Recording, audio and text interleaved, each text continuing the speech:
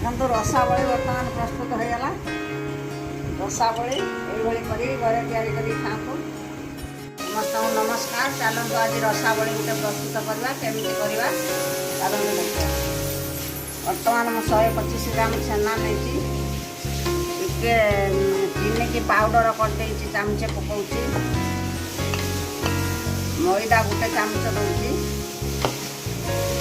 ଖାଇବା ସୋଡ଼ା ଟିକେ ଦେଇଛି।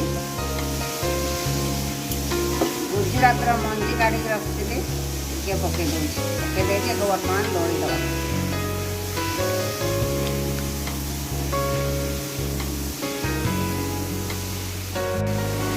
এই ପାପୁଲିରେ ଦଳିବେ, ନହେଲେ ନାଇଁ ବିଣ୍ଡି ରହିଯିବ, ରସାବଳି ଫାଟିଯିବ। ସେଥିପାଇଁ ଏଇଭଳି ପାପୁଲିରେ ଦଳିବେ।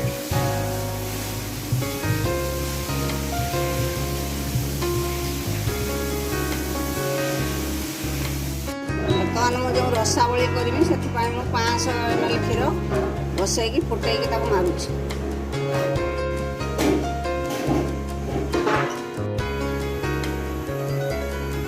ରସାବଳି ବର୍ତ୍ତମାନ ମୁଁ କରିକି ରଖିଛି, ତାକୁ ଛାଣିବା ପାଇଁ ମୁଁ କଡ଼େଇରେ ତେଲ ଦେଇଦେଉଛି।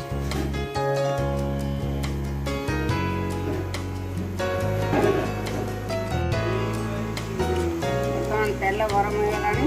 ମୁଁ ଛେନାକୁ ଗୋଲ ଗୋଲ କରିକି ରଖିଥିଲି ରସାବଳି କରିବା ପାଇଁ, ମୁଁ ସେ ତେଲରେ ଦେଇଦେଉଛି।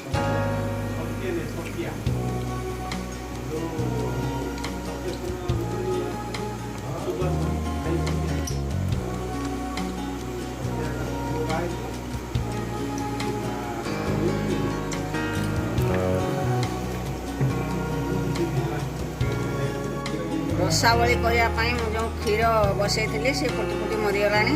ବର୍ତ୍ତମାନ ଗୁଜୁରାତି ମଞ୍ଜି ଦୁଇଟା ଦେଇଦେଉଛି।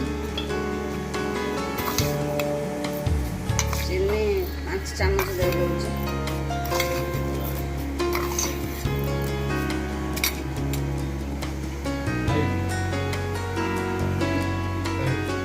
ଚିନିକି ପଡ଼ିଛି ଯେ ତାକୁ ଗୋଳେଇ ଦେଉଛି। ମରିଗଲାଣି ରସ।